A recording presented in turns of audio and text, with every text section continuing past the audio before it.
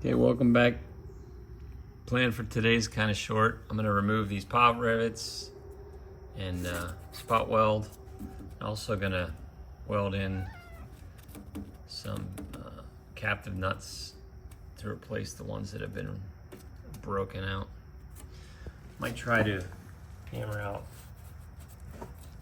some of these dents in the front apron as well. So let's get at it. Drill the old ones out.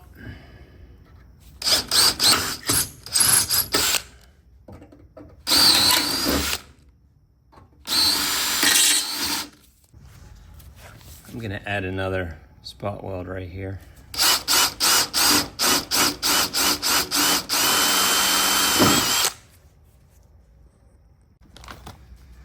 I do like using these Clecos because it draws the metal together, even when you're hammering the thick metal. So it holds it nice and tight.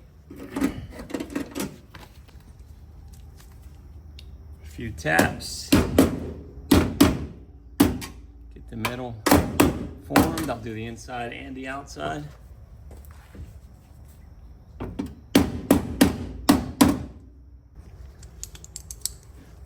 I'll use this brass backing plate again on the inside. I think it gives a nice smooth weld. A little button on the inside.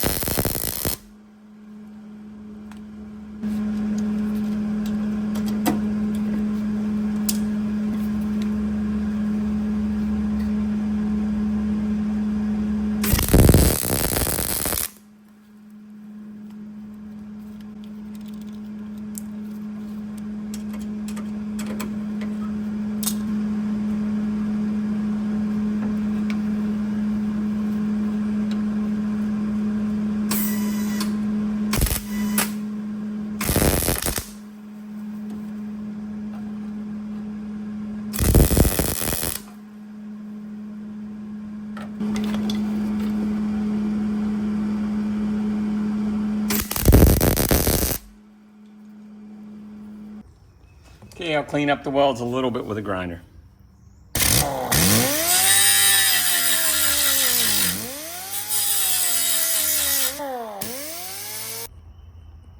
Okay, outside.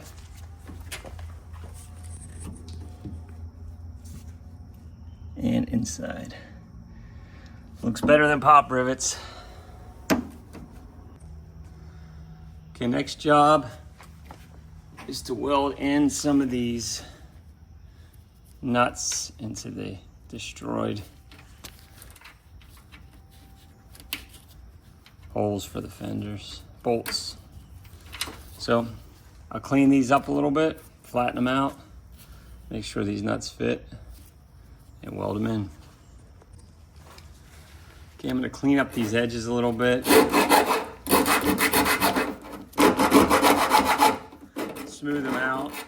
Smooth them out and flatten them out so that the nut can fit in.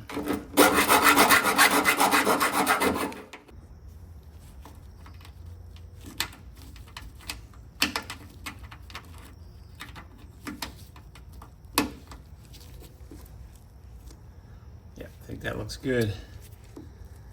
I'll tack that in, put a little bead on either of the corners.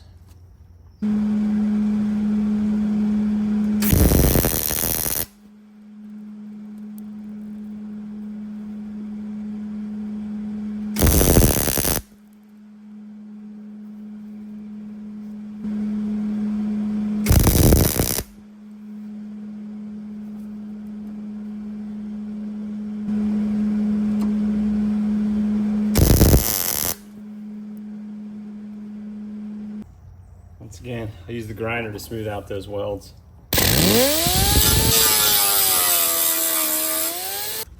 File it. This one's a little distorted, so I'll hammer it as well.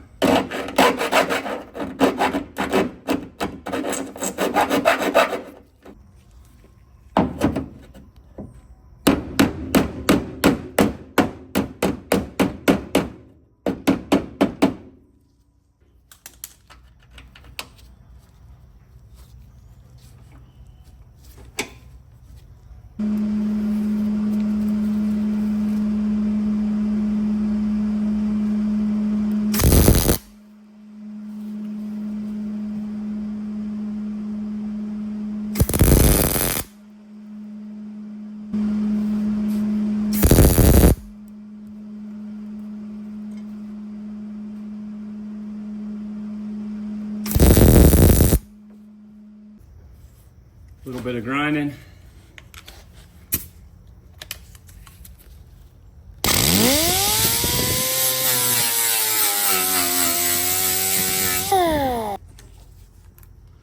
Okay, there's the finished product. Removing the pop rivets.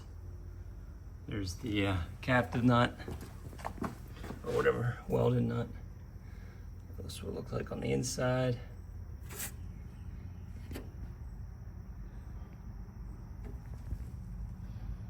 And this is this side.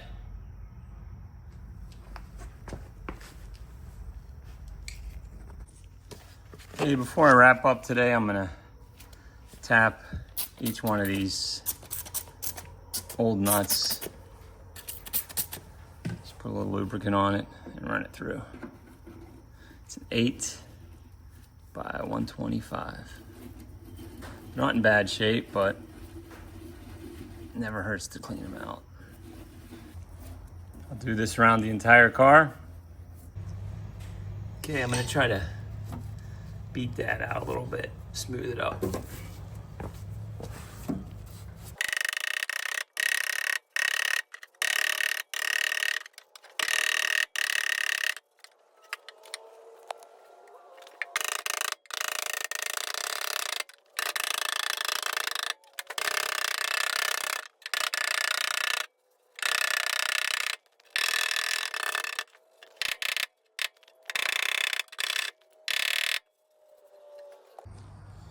Okay, I'm gonna powder coat, test on some of these brackets. I got Porsche gray, I think it's fitting. So we'll see what it looks like. Like I said, I'm only gonna do probably 2 of them, see if they look okay. And if they do, I'll do the rest. Okay, I got the Eastwood powder coater. I don't think it's too expensive, maybe $100, something like that, on sale. Powder is so thin. You gotta be very careful when you pour it. I fill it up about 1/3.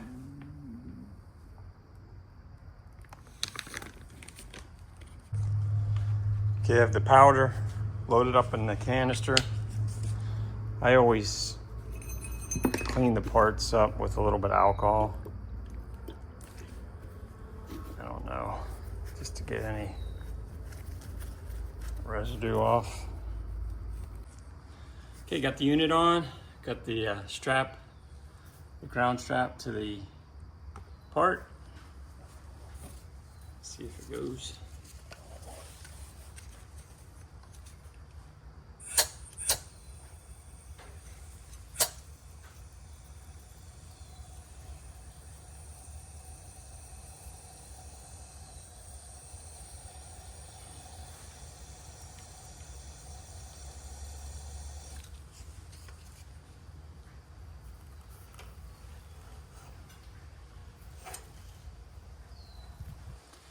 Nice thin coat. It's a little breezy in here today. Not the best for powder coating, but it'll work.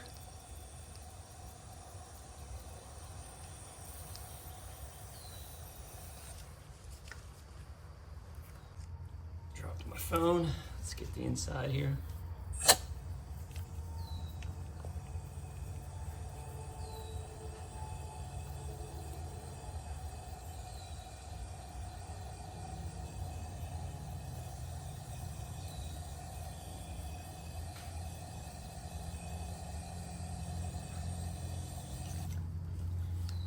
that's it.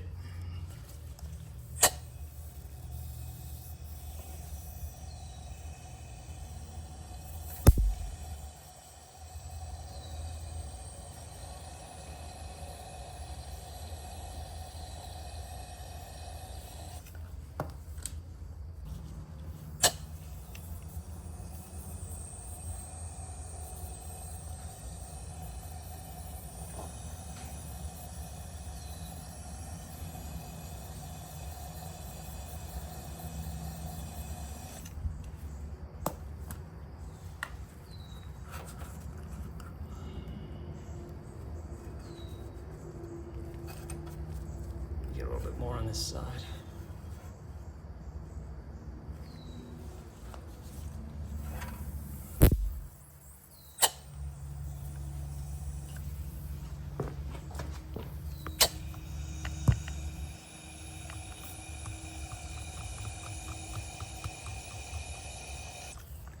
Okay, I think that's it for the coating. Let's heat up the oven. Okay, the curing schedule is always on the bag. 10 minutes at 400 degrees. So I just set them on the tray like that. I'm not too worried about the small spots that are touching, maybe lose a bit. And I just use the toaster oven. So it's definitely over 400. I'll put this in and we'll cook it for, let the part get up to 400. And then we'll cook it for 10 minutes. Check the temperature again. You can see it's starting to glaze a little bit. 350, getting close.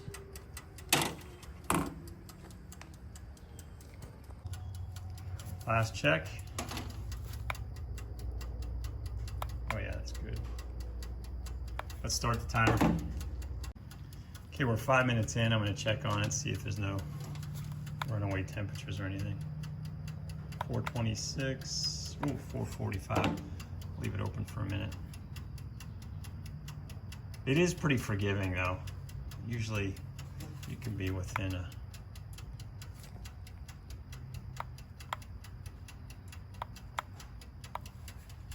just leave it open for a second and go back to it.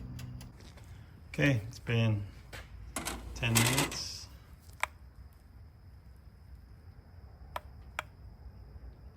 So I'll just leave this open for a little while. Maybe I can take these out and put them on top without burning myself.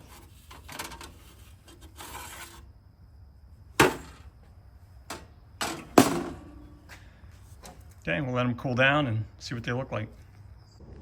Okay, that's them all finished up. I really like the color. Once again, not for the purists. They obviously didn't powder coat these from the factory, but they look a lot better than when they were rusty. I think they're more durable too. See ya.